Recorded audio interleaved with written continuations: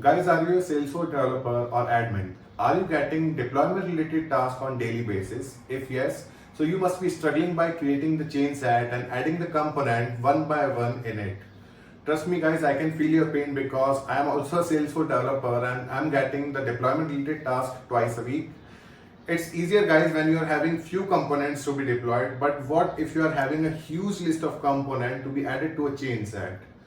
So guys, in today's video, I'll be sharing a tool with you which will solve almost all of these chainset related issues, and also it will improve the usability of the chainset in Salesforce. So guys, let's start this video. I'm Kapil, your host, and you're watching Salesforce Bolt.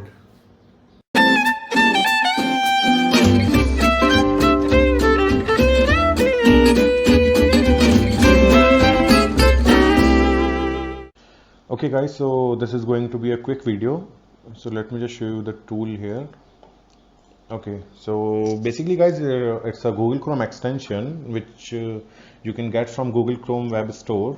You just have to search for the Chainset Helper or Salesforce Chainset Helper in Google, and then you will be getting this Google Chrome extension. As you can see guys, I have already added the extension into my browser. So that's why I'm having the remove from Chrome extension button here. Otherwise you will be having add to Chrome extension button. Okay guys, let's see a quick overview. So basically guys, by adding this chainset helper, you will be having sort, view all, and other additional information like sort by modified date and other features as well. And as it says, a Chrome extension to improve the usability of Salesforce chainsets. Okay, let's check out the features. Include the last modified date and user and API name for each item. Yes, it is a good to have feature. Automatically ordered by most recent modified first. Okay. Now after that we are having filters. After that it says sets all the pages to show the 1000 rows. If more than 1000 items in a page, ask if you want to continue to retrieve more. Okay, and this is also good to have feature guys. And it can view and search items. Compared to another, oh, guys, this is a very cool feature. I will explain it later in this video. Show the last modified date. Okay, and click the file name to see the different of the metadata in between those. Okay guys, so let me show you after installing this extension what will be the view of your chain set. So guys, for testing purpose, in this I'm having a sandbox here. As you know, we are not getting the chain set functionality in the developer org, so I'm using this sandbox org. So in this sandbox, you can see for testing purpose, I'm having two chain set here. The first one is test chain set with helper, and the second one is test chain set without helper. Okay. And for testing purpose, guys, I have created three Apex classes here. My Apex classes names are A underscore test class, B underscore test class, and C underscore test class. All right, guys. And guys, one more very important thing, the chainset extension will only work if you are in Salesforce Classic. It will not work in the Lightning experience.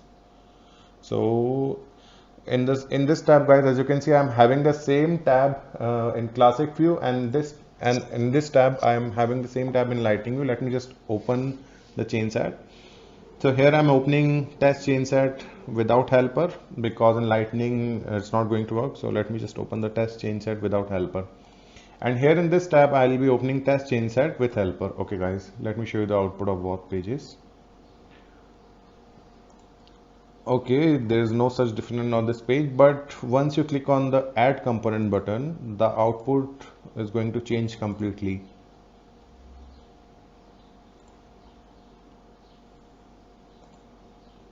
Okay, and this tab also we are having.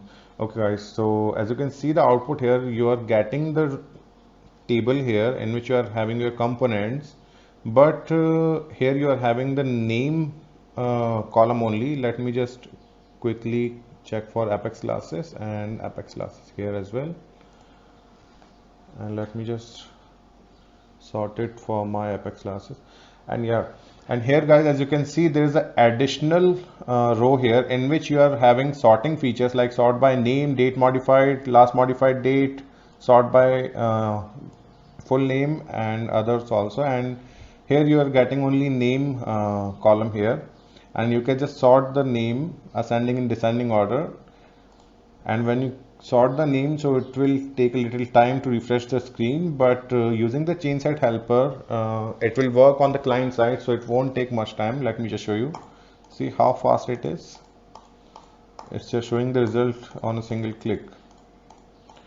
And also guys, you can like sort by name, like let me just sort by my class name. My class name was containing test class. Okay, so let's search for test class. See, as you can see guys, you can see all of my 3 classes here. So the sorting is also a good to have feature, a very good to have feature. Usually suppose if I'm having a huge list of components and I have to add the A underscore test class, B underscore test class and C underscore test class to my chain set component. So first of all, I'll be working on this A character, then I'll add my A underscore test class, then I'll click on B for B underscore test class, then I'll click on C for C underscore test class. But here as I'm having the search feature here, so I can just search for my test class. And as you can see, I'm getting A underscore test class here because it is sorted by name. But if you just refresh the result, and now if you search for it, okay, it's still sorted by name. Let me just clear the sorting and click on the all. Okay, now if you search for test class, so you can see all of my 3 test classes here. And also guys, like the last modify by or date modifier also a good to have feature. Like you can just modify the date, modify the created date in descending order. So you will be getting all your components at the top. Okay, so this is also good to have feature here. Okay, and guys, there was one more feature. Let me just check here. Compare to another org. Guys, this is a very cool feature, but I won't be able to display you on this screen because this is a test org of my company and I'm using it with my boss permission. But I'm not having any another org to display in this video, so let me just try to explain it here. So guys, suppose you have to check the code from this sandbox to another sandbox. Like suppose in the A underscore test class code is matched with the sandbox in which I'm going to deploy this class. So there's no need to deploy this class because that class is already having the same code which I'm having in this class.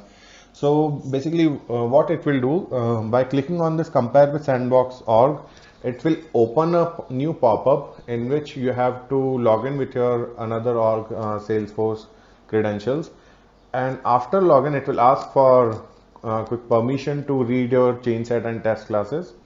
So after allowing all the permission, so the date column in the date row, the value color will be changed to green. Like if the comparison was successful and both classes or your both components are having exact same data, so the date color will be changed to green to indicate you like you don't have to add this class into your chain set.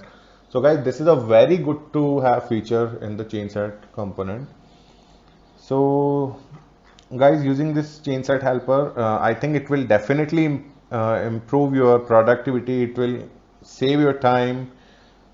So guys, that was all about the Salesforce chain set helper, and I hope you will enjoy using it.